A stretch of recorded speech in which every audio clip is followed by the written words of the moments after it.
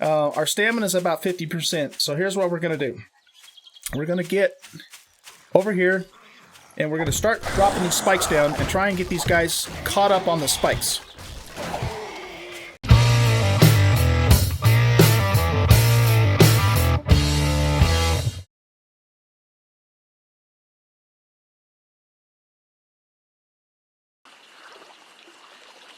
Okay, I'm going to crouch. I'm going to walk because my stamina needs to build back up. And we're just going to make a beeline out of this biome. Pick up stones. Whack those bushes along the way. We have another lumberjack off to the left.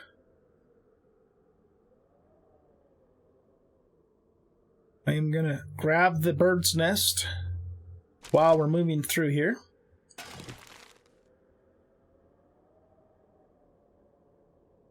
Now just remember, if you play Dead is Dead and you're watching this video, remember the time goes by much, much faster. I mean, it would probably already be nighttime by now. So that is one difference between what you see me doing here and what you'll see on Dead is Dead. Now, campsites have a couple of useful things. You can have sleepers here, so you do need to, be cognizant of that. But sometimes you can find a cooking pot in a campsite. You can find stumps, which can sometimes have good stuff in them. We'll take the cans. And you'll usually find a backpack or two. And who knows what that has in it. Sometimes it can be a gun, sometimes it can be nothing. I will typically pick up chairs because you can easily scrap those into wood. Sometimes you'll get really lucky and find some meat stew in the coolers. There's another duffel bag here. So yeah, if you get a chance, check out the camps.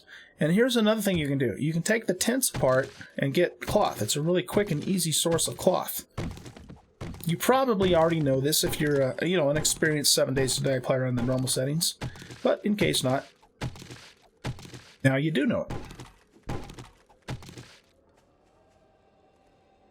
Okay, we have a lumberjack right in front of us, but he's moving the other way, which is a good thing.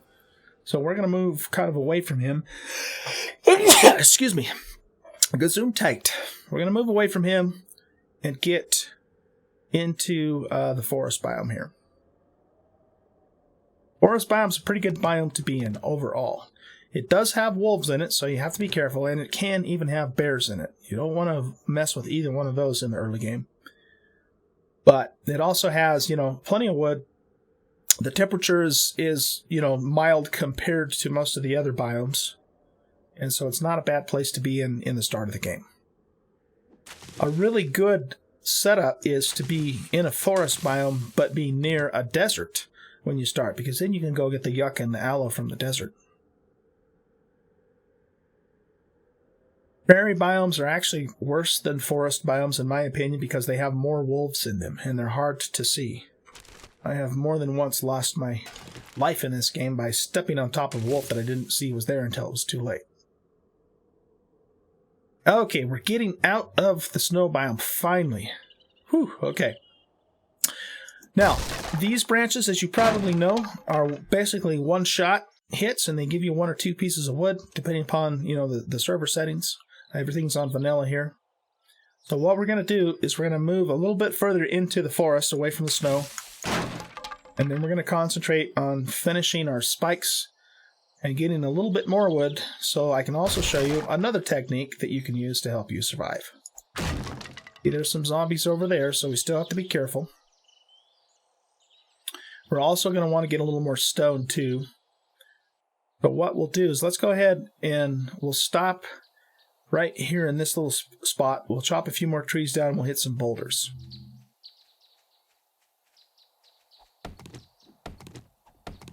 When you are using your hand tools, keep an eye on your stamina, because it does take stamina, of course. Remember, we don't want our stamina to drop below about 50% if we can help it. I don't always, sometimes I don't pay attention to that, but I try to. And like I said, if you run out of stamina, you're dead. You are completely going to be killed. So you have to manage that. Very important. Let's get some more spikes going. We're staying crouched the whole time. And after that, we're going to need just 4 more spikes, and then we'll have our 20. Okay, so we have been detected. So what I'm going to do is grab my club, and I'm going to move into the zombie and try and hit him in the head, and move away from him. Okay? And same thing. So run right through him, hit him, and move away from him. Don't stand next to him because he can hit you. And we're just going to keep doing this until we drop him. This is why it's really important to make sure you have stamina. You have stamina. Okay, very quickly, just whack him in the head until you kill him. Okay, remember, this is insane difficulty. It's going to take more than 1 or 2 hits to kill these zombies, even the weaker ones. So you have to get used to that, and you have to compensate for it.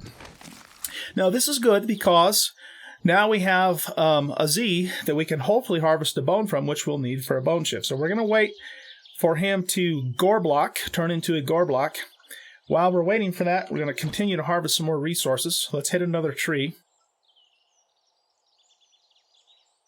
Now, that leads to the next thing.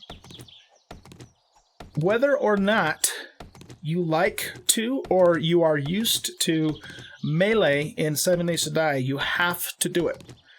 There's just no way around it. You're gonna get into melee on these settings, and so you need to learn how to properly melee the zombies if you want to survive. Okay, the spike trick that I'm going to show you works exceedingly well on flat surfaces, but if you're on a bank, or there's a lot of clutter and stuff around, the spikes can be a lot more difficult to use. So just get used to the idea that melee is important. You're going to have to do it, and follow that basic strategy that I just showed you, where you move through the zombie. You aim your crosshairs at its head as best as you can, and you move through it,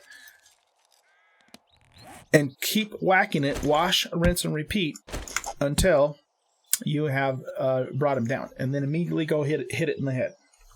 Let's make another axe. Scrap this one. So, when we get, because of the importance of melee, oh good, we got a bone. That's exactly what we were hoping for. We're going to take this bone and we're going to make it into a bone shiv.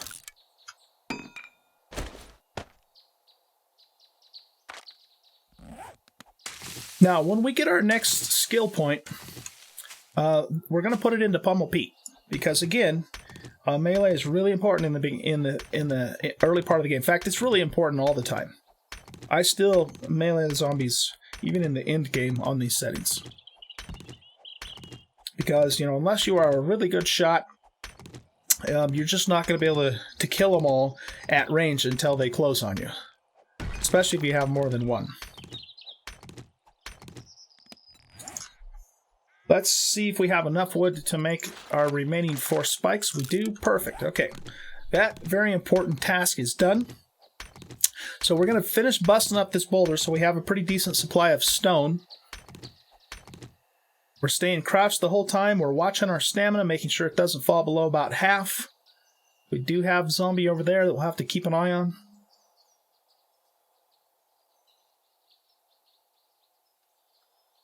Finish harvesting the stone, and then we're going to move to the next technique. We might... How much wood do we have left? Yeah, we're going to have to get a little more wood before we do that.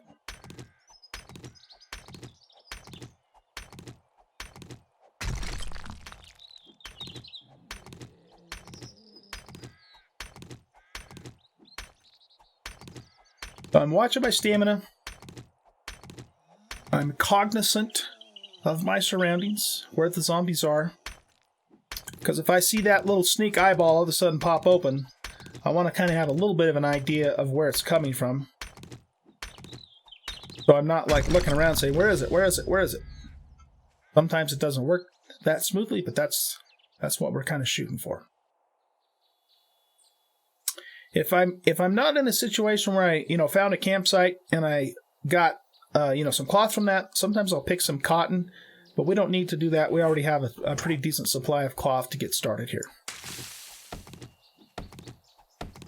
We're going to cut down 1 or 2 more trees, get our supply of wood back.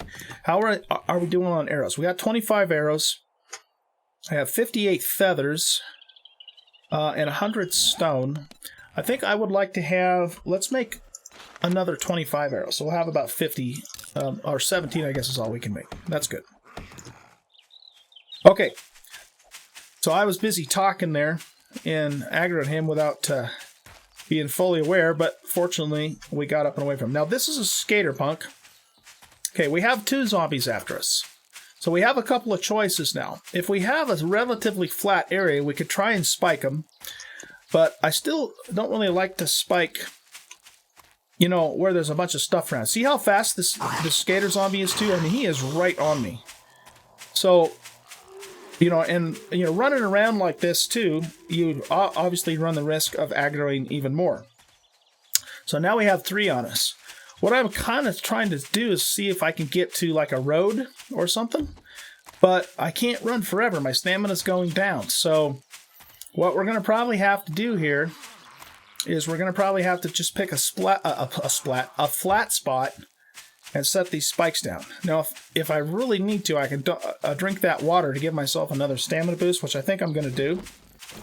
Also notice that I'm not running in a straight line. I'm zigging and zagging because that skater punk, you know, is pretty close to me. I also have a little bit of a lag going on, which isn't helping the situation. Okay, so I'm not seeing a road here or a flat area. Our stamina is about 50%. So here's what we're going to do. We're going to get over here, and we're going to start dropping these spikes down and try and get these guys caught up on the spikes.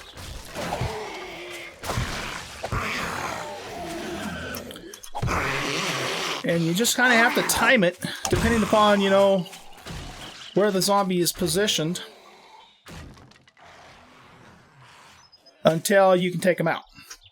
Now, that was a little bit sloppy placement, but again, it's a lot more difficult to do when you are, you know, in an area where you've got shrubs and plants and a bunch of crap in the way.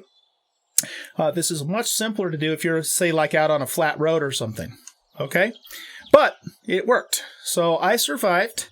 What was it? 4? I guess 4 Z's were chasing me at that point. And 2 of them were really fast. Almost as fast as me, the skater zombies. And I basically was able to take them all out using the spike technique. So that's how it's done. I would have preferred to have shown you how to do that in a little bit neater style on the road, but, you know, it's what the game decided to throw at us, so we had to deal with it. And we got the job done. Now I'm going to go ahead and harvest these gore blocks here to get the material. I don't care about the, you know, the rotten meat for the fertilizer, but I do want the fat and more bones. And depending upon, you know, your time and that sort of thing, you might want to take the spikes back down. If you're playing Dead is Dead, I recommend that you do, because if you leave them there, you're basically leaving a trace for the player zombies to know that you've been in the area. And you don't want to help them hunt you down, right? So taking them down does 2 things. You reclaim a little bit of the wood, first of all, but it also helps you level your construction tool skill as well. And it cleans up, you know, the server. And if you're playing Dead is Dead, like I said, removes the trace that you've been there. So we'll go ahead and clean these up. We're gonna have to remake all of our spikes now, but you know, that's okay. That's what they're there for. We used them and they saved our life. Let's get rid of that. But what I'm gonna do, guys, is I'm probably gonna cut the video here.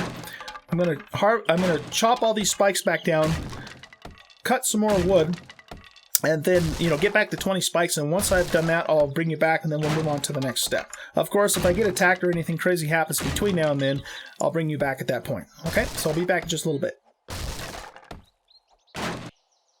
Okay, we're back. I have 20 spikes back on my toolbar. We got some zombies over there we have to watch out for. And I also have a little bit of extra wood that we have farmed up. So now I'm going to show you another technique that's going to be helpful if you're going to kind of stay in an area and loot for a while, or if you're getting ready to build up your base, or whatever it happens to be. If you're in a town, you can put these out on the street. But basically, this is what I call the cheese tower. So what we're going to do is we're going to make some wood frames. Let's make about 20 or so of these. This is just a real quick and easy platform that you can set up to help you keep you safe from the zombies. We're also going to need a couple of ladders. I think we're going to need about 4 of those. Now, the cheese tower is something that you want to set up on a pretty level surface. A paved road is ideal for this, but this little pathway will work fine too. And so what we're going to do is we're going to uncrouch here, and we want to set a little column up that's 5 blocks high. Okay, just like that. Okay, and then we're going to extend it out 1, 2, 3, 4 blocks, just like that. Now take your hammer and reinforce the base of this. I'm going to assume, that when you're doing this, you probably won't have a lot of scrap iron, so we'll just reinforce it with the wood.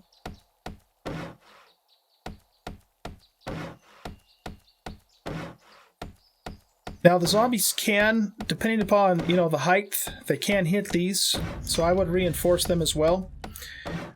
For the last block, you can optionally leave this just a frame. The advantage of doing so is you can shoot down through it. The disadvantage is that if the zombies do hit it and it's weak and you're standing on top of it, you're going to come down. So it's kind of, it's up to you. I usually don't leave it a frame. I usually just go ahead and finish it out. Now what we're going to do is we're going to put our ladders on here, like so. And of course we're leaving the bottom rung off so the zombies can't climb up it. And then if this is dead, there's no point in putting your bedroll down, but if you're playing normally and you don't care how many times you die, then I will also put my bedroll on top of this thing too. So that way if I do get killed when I'm out and about, I'll spawn back on top of my platform here. So this is very easy to build. It doesn't take much wood at all. And then you have a couple of options now. Once the tower is built, if you get aggroed by some Z's, at this point, you could try and shoot them with your bow, but that's going to be hard to do because they're going to be running around, milling around beneath you, running around in circles trying to get you. So what you'll want to do is if you crouch, then you can actually throw the spikes down. See? That's why you don't want to, that's why you want to be on level ground and you don't want to go any higher than the 5 blocks here. So you can still get down there and lay the spikes down. Now, what I'm going to do, if this is something that I'm planning on, using multiple times, I'll probably actually go ahead and throw some spikes down right now. Like so. Maybe, kind of put some around there. Or, if they're chasing you and you didn't have time to get the spikes down or whatever, you can just throw them down there as the zombies are milling around and they'll get caught up on them. Okay? So let's come back off the cheese tower here. And I might go ahead and set a spike, down in the middle, right about there or so. Okay, so now we need to replenish our spikes because remember, we want to keep that, the 20 spikes on our toolbar. And this is just a really quick and easy way for you to escape, a little refuge from the zombies when they're chasing you. Now, I don't use this very much in Dead is Dead because it's just such a fast-paced game. And if I do set one up, then I either have to take it back down, or if I leave it up, then of course it's going to leave a sign that I was there, and the zombie players, it gives them a clue, right? So I don't use this a whole lot in Dead is Dead, but it's extremely useful if you're just doing a normal playthrough on these settings. You certainly can use it in Dead is Dead if you want to.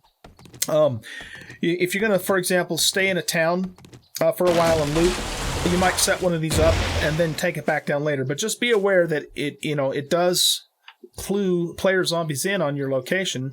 They'll know that you're here, or at least that you've been here. So, use a little discretion, I guess is what I'm trying to say, in Dead is Dead. For normal playthrough, though, this is a really cool type of platform to use. Wait a minute. Now, we only need 7. We don't want to use all of our wood up. Okay, so now let's go ahead and test this out. The one thing I do, a little disclaimer here, okay? This is not 100% foolproof. The zombies can, hit the base, and if they do, you might be in trouble. I'm just going to tell you that right now. This doesn't work 100% of the time, but it usually works pretty well. Most of the time, it works pretty well. If you are in that situation, so let's say you have a zombie, hitting the base, and you're up here. One thing you might, if you have enough time, you might put a couple of frames out to the side, like so. Let's back up just a little bit too.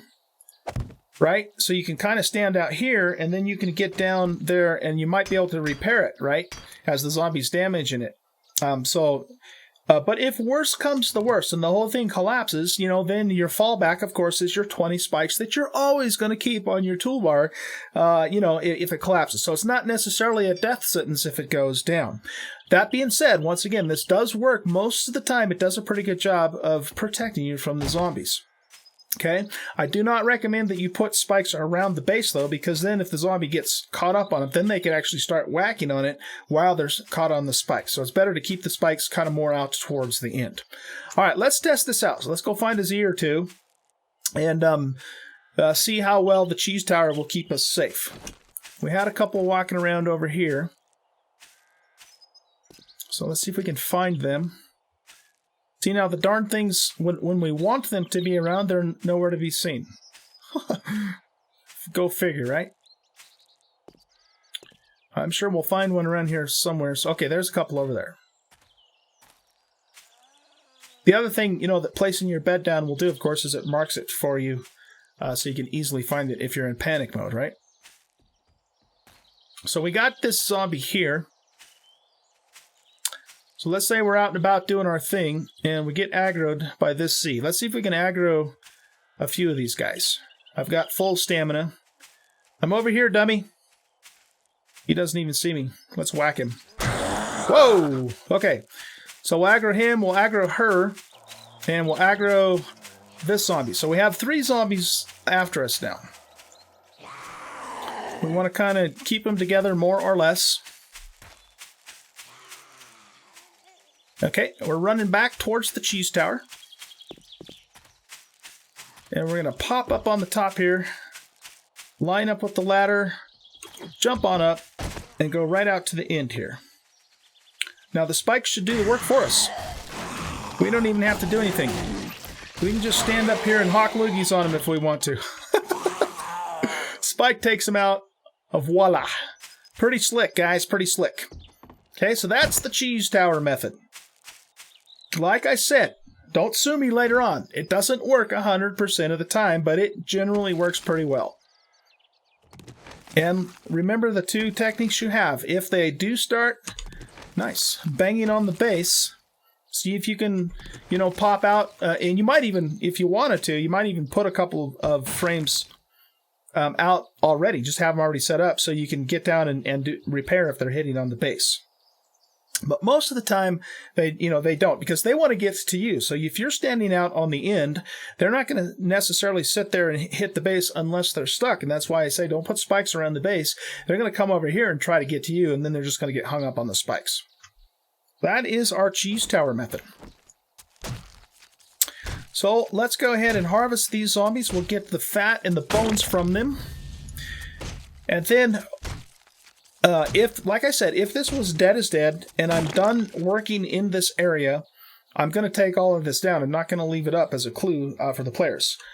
If, however, it's going to be a semi-permanent installation, I'm going to repair the spikes, and, that way it's here for me to use, and I'm going to leave the bedroll on it, too. Let's go ahead and actually put these in place right now. We might as well. So that way we can get to the base if we need to repair it.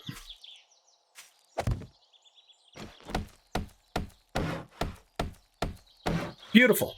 Now I can work in this area. Maybe I might want to, cut a bunch of trees down or, start digging a mine or whatever happens to be. And if I get ambushed, I have a place to run to get away from the zombies. Okay, so guys, that's really it. I mean, there's not a whole lot more that I can tell you about, insane difficulty zombies always run, other than the most important things, right? Melee is important. You are going to get in melee when you play on these settings, so get used to it. Remember, if you have a zombie chasing you, run it right through it. Get your crosshairs aimed at its head as best as you can, because they do weave and bob a little bit.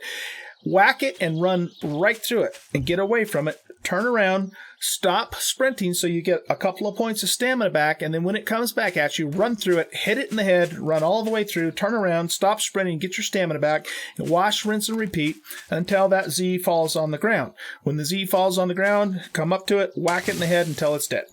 Okay, it's not that difficult to do once you kind of know the technique.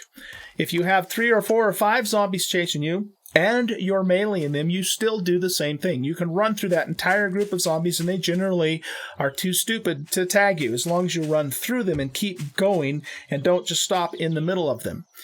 If you have a group of Z's coming after you like that, and you're meleeing them, in other words, you just don't have any spikes to set down, you didn't have time to get a cheese tower down, and that's all your only option, then just pick one of the zombies, whichever one you want first, and focus on that one until you get it knocked down. Get up to it, hit its head once or twice, and then get away from the other zombies and just keep going back and forth and following that pattern until they are eventually dead. Okay? That's risky because, again, you are eventually going to run out of stamina doing that. So, if possible, have water on your toolbar, or later on, if you find some beer or some coffee or whatever, always have something that you can give yourself a little bit of a stamina boost on your toolbar when you get into those situations. Okay? And that's really it. I hope you enjoyed this.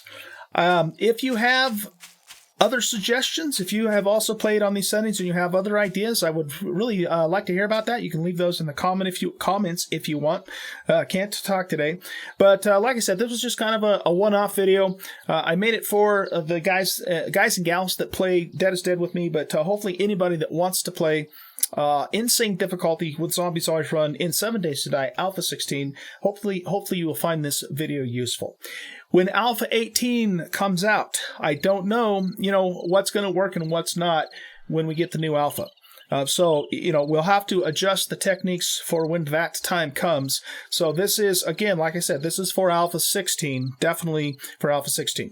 When Alpha 17 comes out, I will definitely be playing the game on these settings again, and if we have to figure out new techniques to survive, we will do that, and then maybe I'll come back and make another video at that point in time. All right, guys, so hopefully you enjoyed this. If you did, please hit that thumbs up button, and if you haven't already done so, consider subscribing to the channel. I'd greatly appreciate it. Also know that I do stream on Twitch several times a week, including the Dead is Dead series, which we typically do 2 times a week, and we'd love to have you come out and watch us play and participate in that if you want to. All right, you guys have a great rest of your afternoon, and I'll talk to you later.